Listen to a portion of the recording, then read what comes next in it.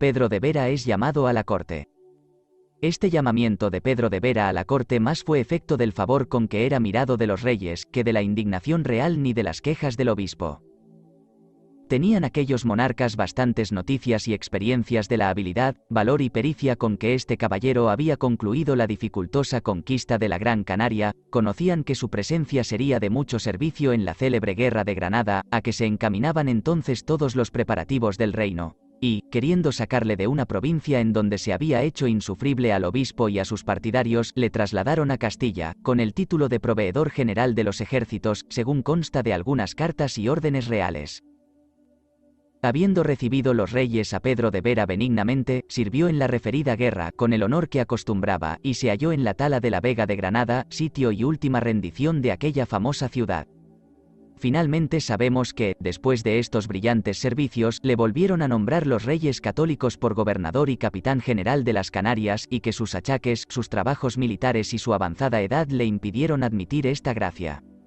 En fin, el conquistador de la Gran Canaria, el vengador y opresor de La Gomera, murió lleno de méritos y con un nombre que deberá ser inmortal en estas islas, teatro de sus brillantes acciones, sus buenas cualidades y sus grandes defectos. Está sepultado en el convento de Santo Domingo de Jerez, que él mismo había fundado para entierro de su ilustre familia. Cuando hacemos reflexión sobre la verdad y sinceridad de los sucesos que estamos escribiendo, relativos al general Pedro de Vera, todos apoyados con los monumentos fidedignos que nos dejaron don Francisco de la Puente, en el Tratado de la Casa de Vera, Pag. 73, Alonso López de Haro en su Nobiliario, libro 5, Capadre 15, Pag. 481, y Fray Juan de Abreu Galindo en su Historia manuscrita, libro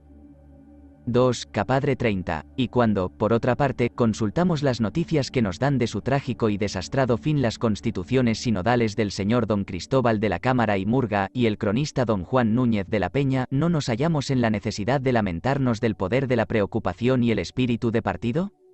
Las mencionadas sinodales dan por hecho seguro que aquel general estuvo preso muchos años, hasta que en la corte, lleno de lepra, murió. Núñez de la Peña afirma que Pedro de Vera no halló salida a su pleito, que le pusieron en la prisión, donde estuvo muchos años, y que al fin de ellos murió en ella de muerte natural, lleno el cuerpo de lepra y con grandes dolores, conociendo lo mal que había hecho y pidiendo a Dios perdón de sus culpas.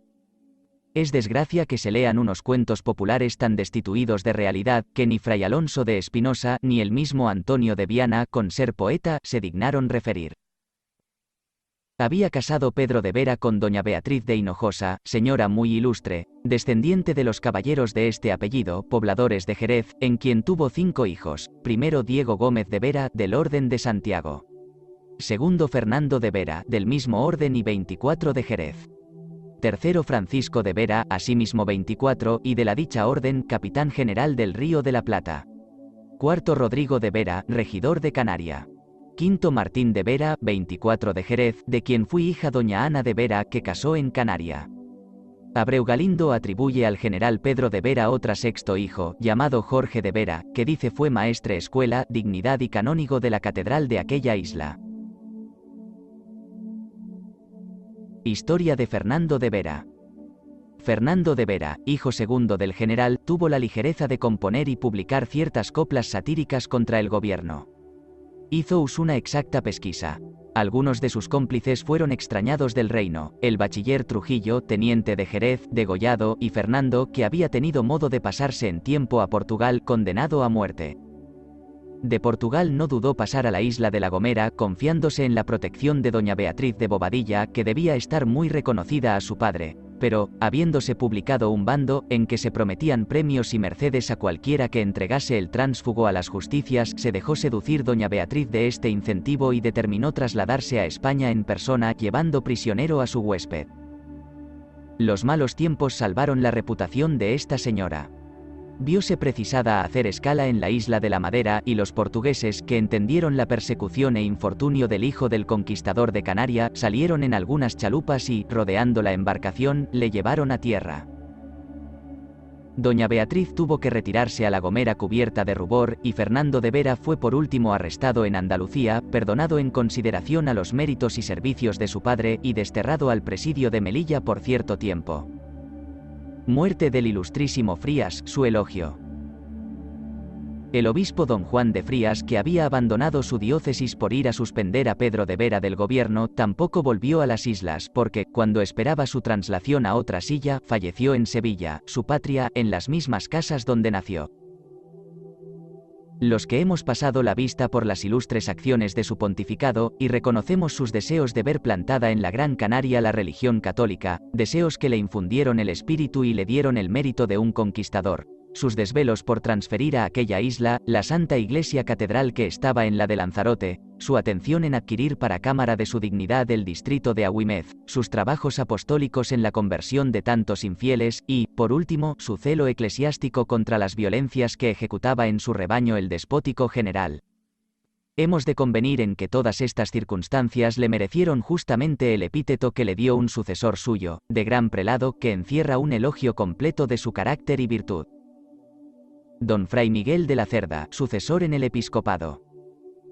Sucedióle en la mitra el señor don Fray Miguel de la Cerda, de la casa de los duques de Medinaceli, religioso de San Francisco, cuya doctrina y probidad igualaban a su distinguidos nacimiento. Habiéndole despachado las bulas Inocencio VIII, señaló el principio de sus funciones pastorales, acabando de pacificar con admirable prudencia los delicados negocios de La Gomera, y poniendo en ejecución la sentencia de libertad dada a favor de los isleños vendidos por Pedro de Vera. Francisco Maldonado, gobernador de Canaria, su fatal expedición a Tenerife.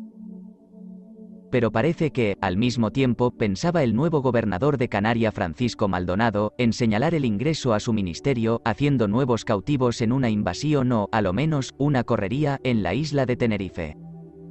Mas, no hallándose con fuerzas suficientes para una empresa de esta clase, ni siendo muy práctico en los negocios de la guerra, tuvo por conveniente comunicar sus designios con Pedro Fernández de Saavedra, que residía con su mujer, doña Constanza Sarmiento, en Fuerteventura, y era el sujeto más considerable de las islas, para que, reuniendo y combinando sus soldados, se ejecutase de acuerdo la expedición.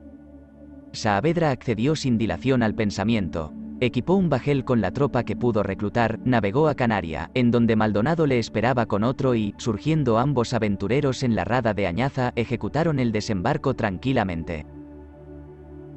Sin embargo, como los guanches habían advertido desde sus atalayas la diligencia de las naves enemigas, dieron pronto aviso al Mensei de Anaga, príncipe valeroso, que conmovió la tierra de modo que se vio en menos de 3 horas a la cabeza de más de 1500 vasallos, con los cuales marchó apresuradamente por encima de los cerros y montañas que ciñen aquel puerto, a fin de cortar a los cristianos su marcha a la laguna. Bien pudo el gobernador Maldonado, reconociendo la caterva de bárbaros y la saña con que le salían al encuentro, haber hecho alto hasta que el cuerpo que mandaba Saavedra y que se había quedado atrás, se hubiese reunido a sus tropas, pero su impericia, o no sé qué falso pundonor de que se sintió estimulado, le ofuscó de manera que resolvió atacar a los guanches con solo 150 hombres. Los isleños se habían apostado ventajosamente en la cuesta de Santa Cruz. La acción se hizo general y sangrienta. Maldonado se halló embestido por todas partes de unos enemigos feroces, numerosos y ágiles que peleaban en aquel repecho con la misma facilidad que en una llanura.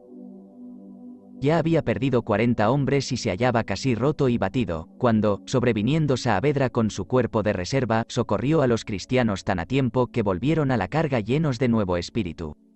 El combate se volvió a encender con mayor tesón, pero, después de 2 horas de batalla, tocaron la retirada los nuestros y se embarcaron, sin que los guanches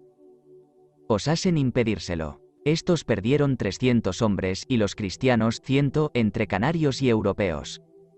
Tales fueron los frutos de aquella empresa mal ejecutada, y digna de un jefe juez de residencia, que pretendía ser conquistador sin tener talentos de tal. Se asegura que, después de esta aventura, solía decir, no más pleitos con los guanches de Tenerife.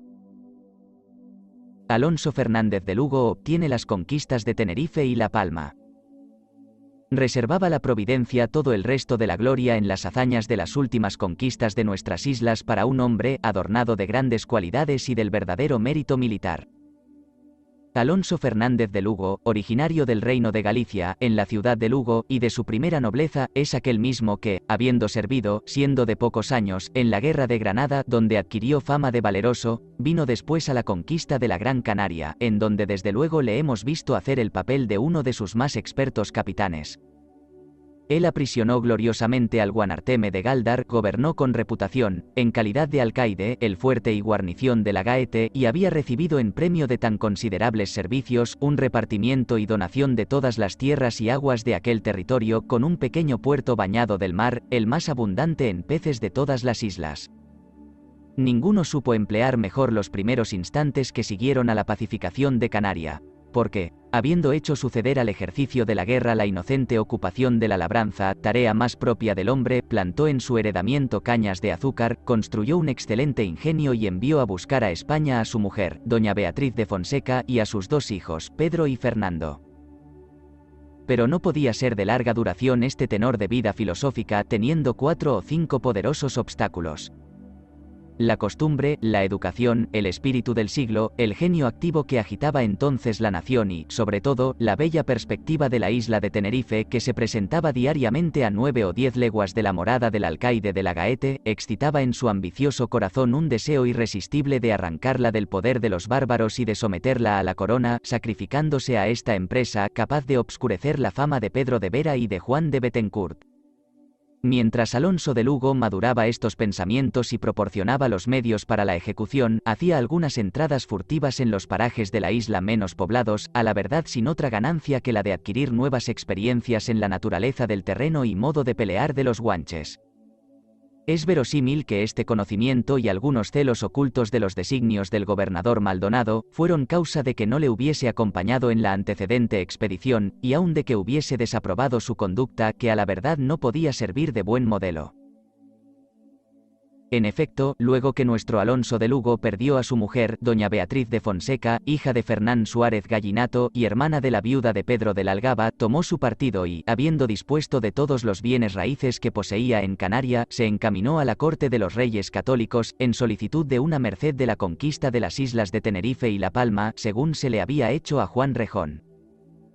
La ocasión de pedir esta especie de gracias no parecía a la verdad la más favorable, porque los reyes don Fernando y doña Isabel solo meditaban en la inmortal empresa de la conquista de la ciudad de Granada para arrojar los moros de todo el recinto de la península, a cuyo fin, unido todo el vigor de la monarquía, se acababa de formar el sitio de aquella plaza, y entonces fue cuando acudió Alonso de Lugo a entablar su osada pretensión.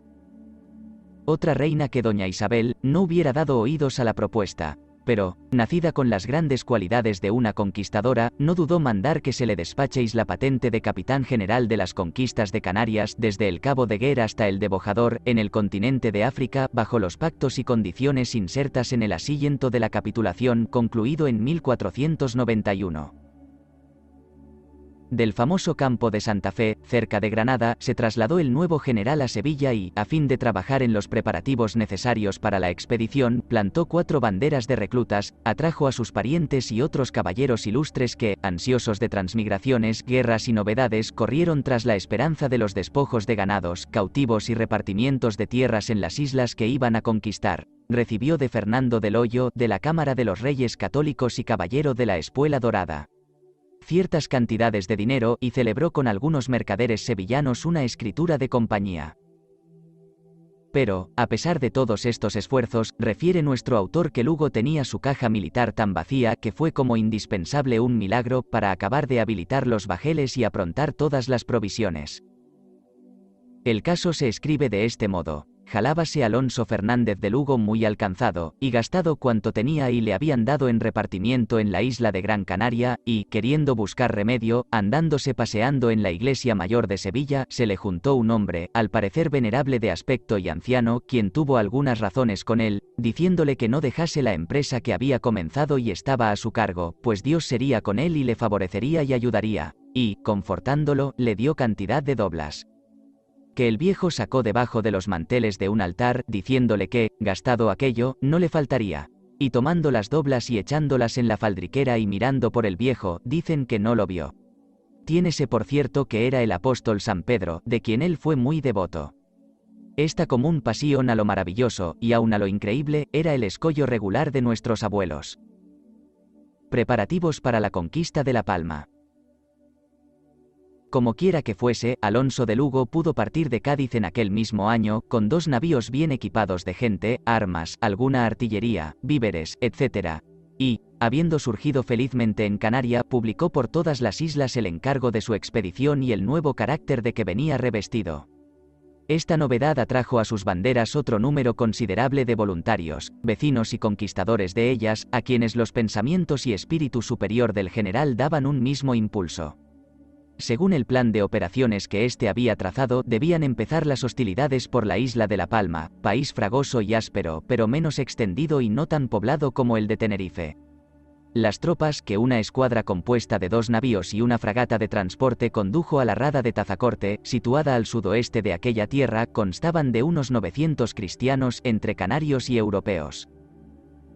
De ellos eran los más distinguidos: Pedro Lugo, hijo del general, Bartolomé y Pedro Benítez, sus sobrinos, Juan Fernández de Lugo señorino, Fernando del Hoyo, Pedro de Vergara, Jerónimo Valdez y Andrés Suárez Gallinato, hijos de Pedro de la Algaba, Lope Hernández de la Guerra y sus sobrinos Hernando Esteban Guerra, Onofre y Juan Guerra, Francisco Gorbalán, Diego García Gorbalán, su hermano, Francisco Vilches, Guillén Castellano, Gabriel Socarras Centellas, Marcos de Montserrat, Pedro Benavente Cabeza de Vaca, Comendador del Orden de Santiago y 24 de Jerez, Miguel Martí, Antón Viejo, Fernando de Llarena, Martín de Alarcón, Alonso de la Peña, Alonso Samarines, canónigo de Canaria, etc. Entre los canarios eran los más famosos Pedro Maninidra, Gonzalo Méndez, Pedro Mayor, Pedro de Hervas, Ibone de Armas, Juan Dara, llamado Dutindana, Juan Pascual y, sobre todos, don Fernando Guanarteme de Galdar.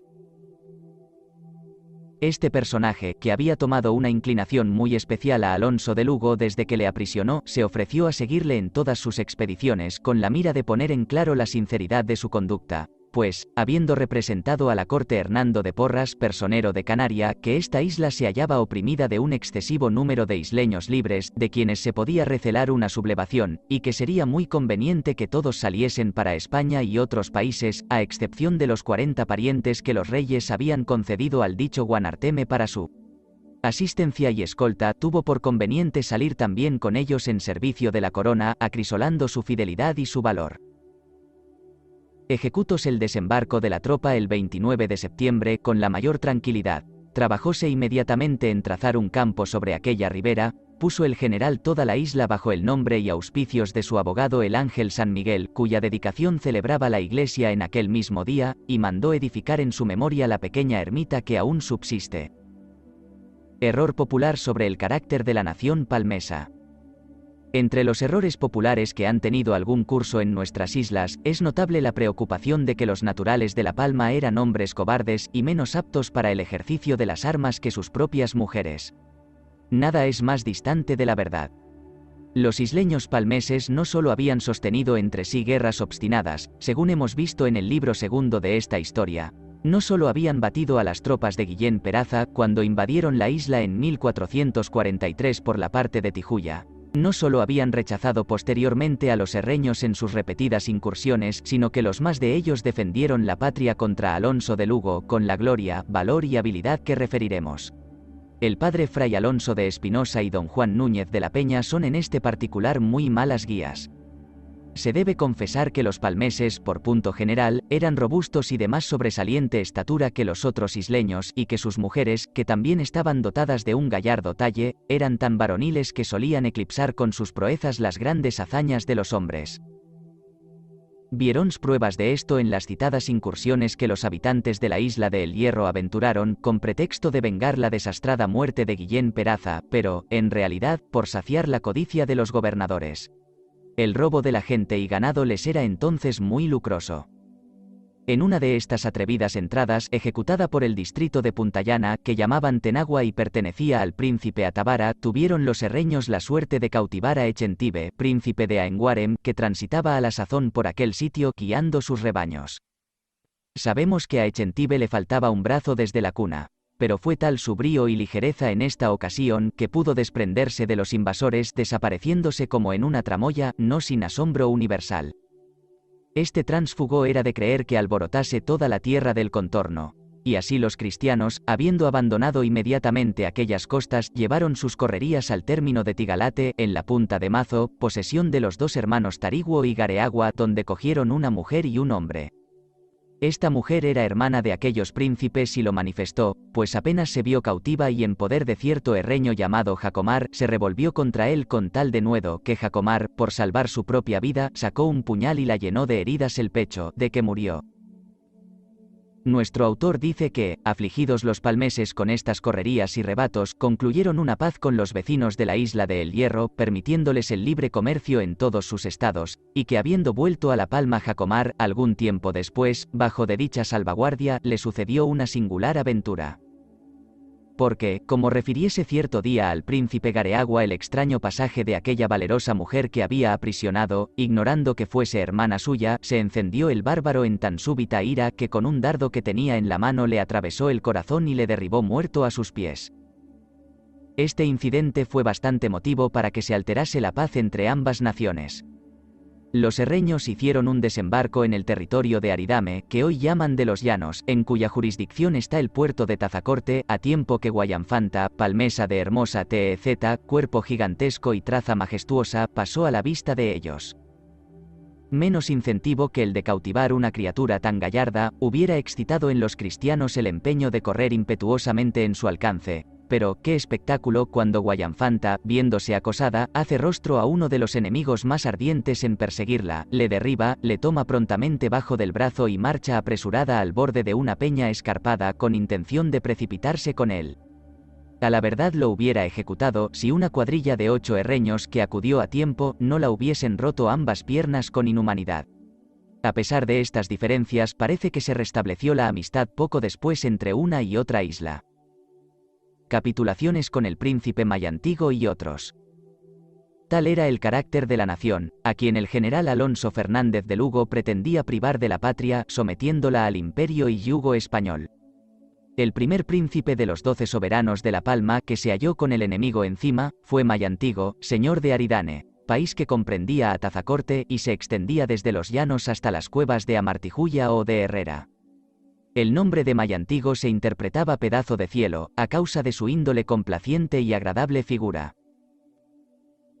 Luego que el general Lugo hubo fortificado su campo, en donde solo dejó una guarnición de 30 hombres, marchó con mucho orden la tierra adentro. Pero esta circunspección era inútil, por la rara mansedumbre y serenidad de ánimo con que los palmeses los recibían por toda aquella comarca occidental.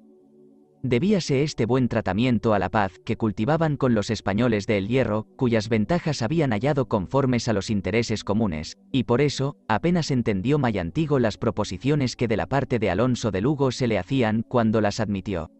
Estas contenían 4 artículos: primero, que habría paz, unión, trato y amistad entre españoles y palmeses. Segundo, que Mayantigo reconocería la grandeza de los reyes católicos y les obedecería en todo como inferior, pero que conservaría la dignidad de príncipe y el gobierno del territorio de Aridane. Tercero, que así él como sus vasallos abrazarían la religión cristiana. Cuarto, que se les guardarían las mismas libertades y franquezas que a los vasallos españoles. Y como el general Lugo había hecho acompañar esta capitulación de algunos regalos, agasajos y promesas, se dieron prisa a ser comprendidos en ella los príncipes siguientes: Echedei, soberano de Tijuya en Tacande; Tamanca, soberano de Geebey; Echentibe y Azucajé, de Aenguarem. De modo que, visitando Alonso de Lugo estos ásperos cantones, los conquistaba. Oposición de los príncipes Jariguo y Gareagua. No fue así cuando se avanzó al de Tigalate, donde reinaban los príncipes Jariguo y Gareagua, cuyo país se extendía desde Mazo hasta la Breña Baja, pues aquí encontró todo el paisanaje armado y determinado a defenderse. 2 causas influían en las diferentes máximas de esta gente: el genio indócil de Jariguo y el horror que había concebido Gareagua contra los extranjeros, después que los vecinos de El Hierro dieron muerte a su hermana. Lisonjeábase el general de poder ganarlos como a los otros, usando de maña y sobornándolos con presentes y bagatelas, pero, viendo que era todo infructuoso, dispuso atacarlos en los mismos puestos donde se habían atrincherado. Los bárbaros, que no esperaban este esfuerzo, se fueron retirando siempre sobre la defensiva, hasta el fuerte de Tinibucar, no sin pérdida de muchos hombres, entre muertos, heridos y prisioneros, de manera que los que se salvaron se refugiaron hacia la otra parte de los montes, esto es, hacia el nordeste de la isla, desde donde, formando algunos cuerpos ligeros, incomodaban a los españoles y echaban a rodar sobre ellos piedras y troncos desmedidos.